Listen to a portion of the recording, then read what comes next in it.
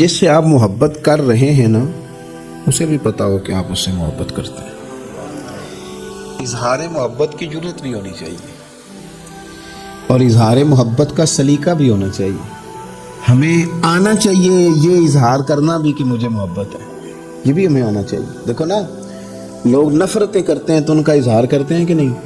اور مجھے جی یہ بات نہیں پسند، ناراض نہ ہوئیے گا، میں نہیں اس بات کو یہ ایک تو کہنے کی طاقت ہے، تو یہ کہنے کی طاقت کیوں نہیں کہ مجھے آپ سے محبت ہے؟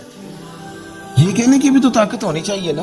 اس نے کہا تھا کہ اب تو دشمن کی اداؤں پہ بھی پیار آتا ہے، تیری الفت نے محبت میری عادت ہی کر دی۔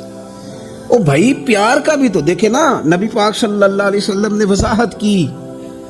حضور فرمانے لگے جب تم کسی سے محبت کرو تو اسے بتاؤ کہ میں تم سے محبت کرتا ہوں۔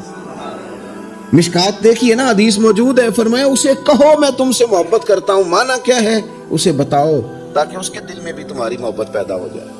اس سے کہو جا کے۔ ایک صحابی نے نا، ایک بندہ گزر رہا تھا تو عرض کی یا رسول اللہ میں اس سے محبت کرتا ہوں۔ فرمایا اٹھ، یا رسول اللہ کیا حکم ہے؟ فرمایا اسے بتا کہ آ کے میں تجھ سے محبت کرتا ہوں۔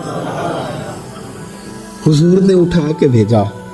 میں نے کہا اظہار محبت کی بھی تو جرت ہونی چاہیے نا، اظہار محبت کی بھی تو جرت ہونی چاہیے نا۔ شاید اسی لیے حضرت انس بن مالک نے کہا تھا یا رسول اللہ مجھے اللہ کی قسم میں رب سے بھی پیار کرتا ہوں، رب کے رسول سے بھی پیار کرتا ہوں، ابو بکر صدیق سے بھی کرتا ہوں، عمر فاروق سے بھی کرتا ہوں۔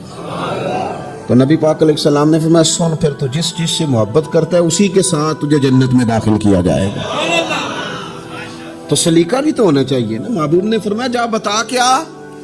تو صحابی گئے، جا کے کہا کہ میں اللہ کی رضا کے لیے محبت کرتا ہوں تم سے۔ تو وہ بھی صحابی تھے، کہنے لگے اچھا اگر تو رب کی رضا کے لیے مجھ سے محبت کرتا ہے تو میری دعا ہے رب بھی تجھ سے محبت ہی کرے۔